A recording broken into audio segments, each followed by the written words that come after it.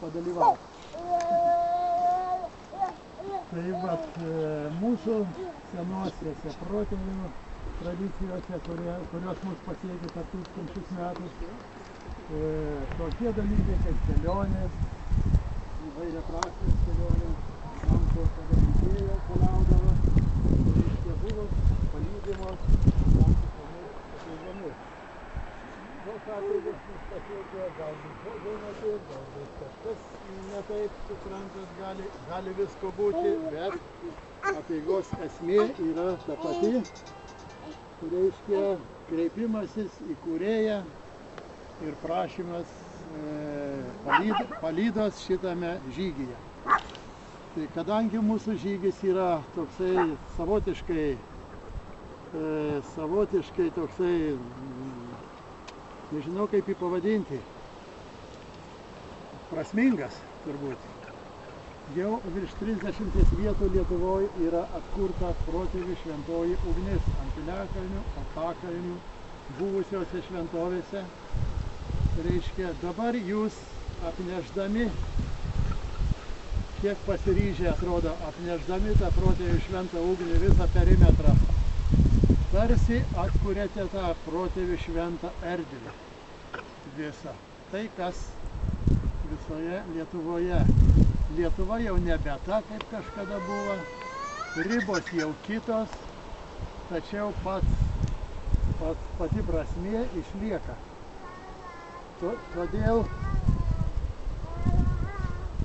Todėl aš noriu jums linkėdamas sėkmės kelionėje, jums linkėdamas visko, aš norėčiau visą tai,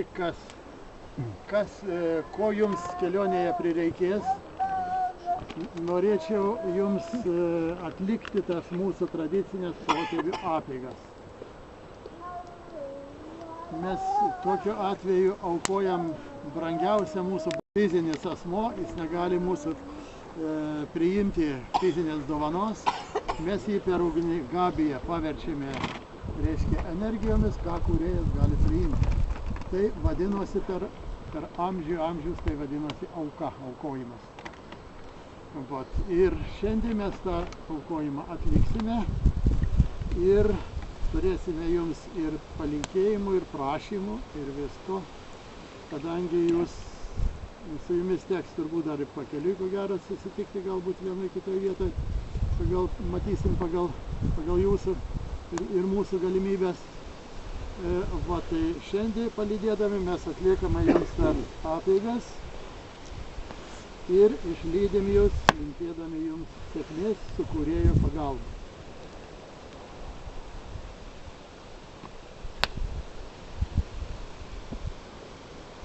Vaidotai, prašau.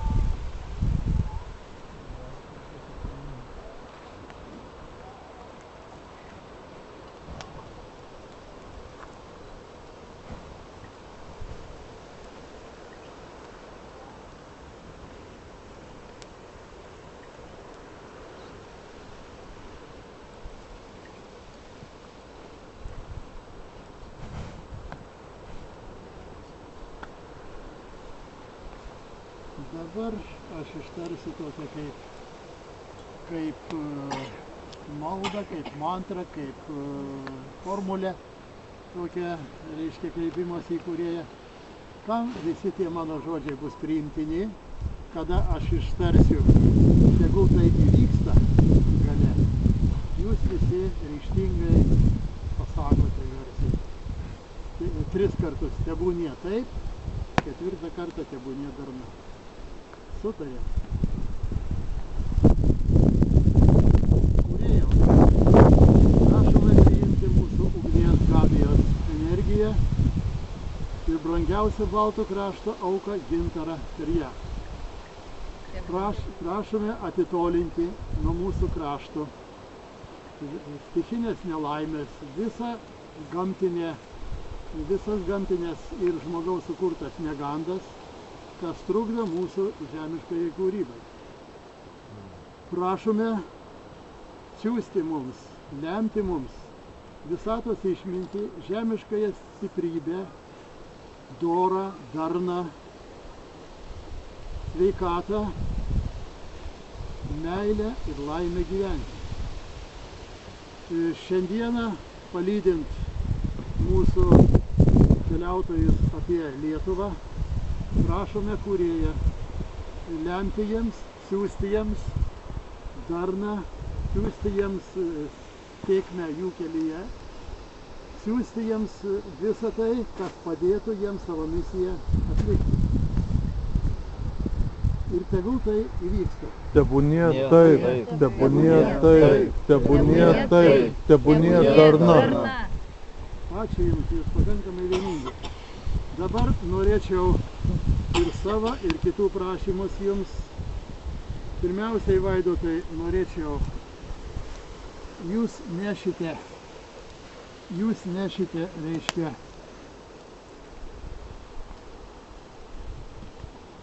Jūs nešite šatrijos ugnį, reiškia, kuri atkurta prieš 25 metus.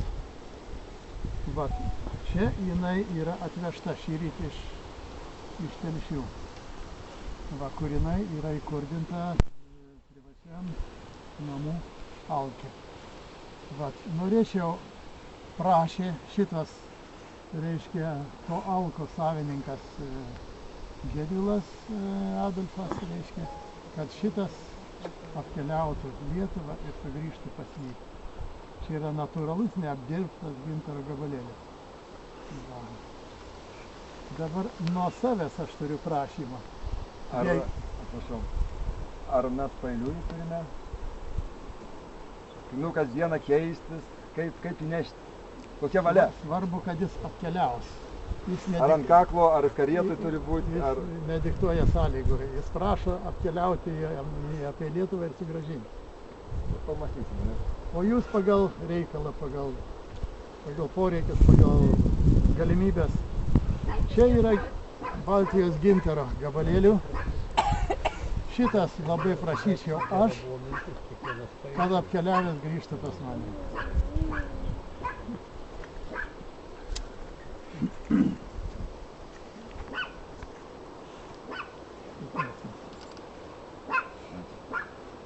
Taigi laikome, kad mūsų apeiginė dalis yra baigta. Jums čia įdavė šio alko šeimininkas. Šio alko šeimininkas, reiškia, įdavė su receptu. Sakė, jeigu bus kažkokie tai, turbūt pažįstamas dalykas, ne pelynas. Jeigu bus, sakė, reiškia, kažkokias tai sveikatos problemas, pelynas nuo visko gelbsti. Va, tokie dalykai dabar nežinau, kažkas turbūt žemaičių vadas nori kažką tai tarti.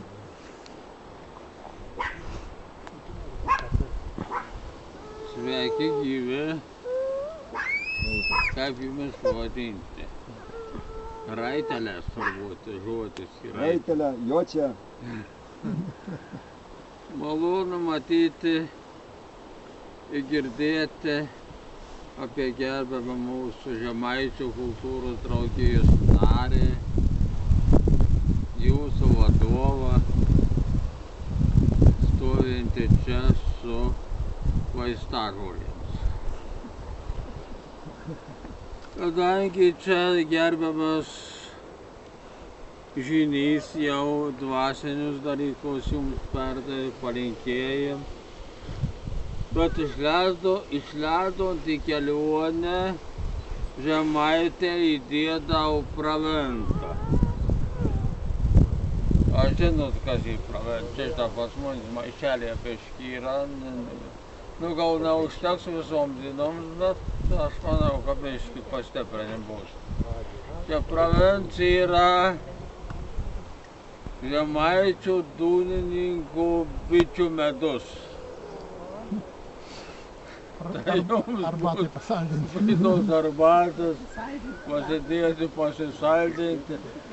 Tai aš linkiu jums laimingas kelionės į Žiaugus, kad iš Šilalės kraštą į Žemaičių dūnininkų yra net 5 jojėjai. Tai labai šaunu, kad pusė jūsų tos delegacijos sudaro mūsų krašto Žemaitę. Tai laimingas kelionės jums, kad nei konsų, nei sperto Žemaitoks, neskriauskite, šviežio reikės, va jums įdūdo pasisaldinti gyvenimą. Laimingos kelionės, gerbiamas Vaidotai, Tamsai.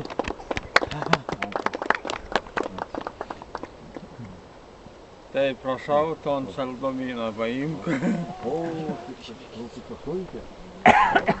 Nu va, bus pelynų arbata su medumi. Dar žodelį galiu. Prašom.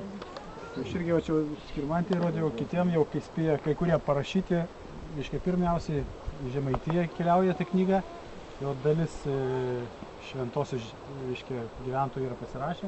Tai va čia yra, būtent taip ir vadinasi, Palinkėjimų Lietuvai knyga. Žygio žemaitukai, žemės žmogus žirgas, kilės sutiktų žmonių Palinkėjimų Lietuvai knyga. Čia antspaudas ir aš viską perdaviau Skirmantį. Ir čia žygio apie Lietuvą raitasis paštas. Reiškia, negailėkit rašalo, jeigu kažkas nori žmogus ant knygutės, ant atviručių. Dalį atviručių aš išnaudojau gesindamas, reiškia, laiką temdamas, jo gerai prasme, man atrodo, tas, kaip sakant, tikrai buvo prasminga. Biškai pasišnekėjom, biškai vaikai palaikė vėliavas, biškai paaiškinau šiek tiek tą idėją jūsų ir ištakas tų visų dalykų. Tai va, ir čia bus kiekvieno, bus 5 regionai. Nu, stengtis, kad po 3 gal tilptų puslapį, taupiau čia galbūt po 2 žmonės. Tai va, ir vienu žodžiu, tikrai, kaip sakant, žiūrėsim, stebėsim, sirgsim už jūs, laikysim telefono prie pagalvės, jeigu kažkur kažką, mes atskrisim, atbėgsim kažkokią pagalbą, arba telefonu kažką galėsim išspręsti. Arba telepatija. Jo, arba telepatija. Tikrai nuoširdžiai džiaugiamės ir etninės galvos tarybos ir etninės kultūros puoselėtojų žmonių. Reiškia, mūsų Lietuva turtinga visom prasmėm ir, kaip sakant, kaip aš sakau, Lietuva stovi ant 2 kojų ir visi gali matyti prasmę tame, kadangi žmogus irgi stoja ant 2 kojų. Tai aš įteikiu tas knygeles, va, tai nuoširdžiai visiems linkiu. Ir yra paliktas Žemaitijos knygos pradžioje, paliktas specialiai puslapis. Jūs kaip biškį įsibėgėsit, nurimsit, ateis kūrybinės mintis, sueiliuokit, gražiai sudėkit tokį sodrų palinkėjimo Lietuvai, matydami visą Lietuvos, reiškia, horizontą. Ir visi pasirašykit. O tai čia paskui bus... O čia Aukštaitija. Jo, paskiau aš 2 duodu, kad neapkrautų arklių. Taip, labai gerai. Va, ir prišoksiu šitą Nemunėlio Radviliškį, mes irgi ten jau suderinom nakvynę, laukia išskistom, reiškia, rankom. Ir tenai ir turbūt ir pirtis, ir grikė, ir pievos žirgam, ir nakvynė šiltose lovose ir taip toliau. Vienu žodžiu, iš karto pasakau. O, kaip sakau, čia dabar kiek patirsit, tai jūsų viskas. Nori Mariukas čia žodelį pasakyti. Nu, kadangi Mindaugo negalėjo sudalyvauti, visa Žemaitukų arklių augintojų asociacija užkrovė jums sėkmę šitai pasagoj. Kadangi jūsų žygyje, nežinant, jau yra tituluota kunigaikštytė, tai aš jai patikėsiu tą sėkmę nešti, saugoti tą energiją, ją puoselėti, o paskiau visi pasirašę Mindaugui gražinsit. Aušrinė. Tu jau pateki rytais. Saugom.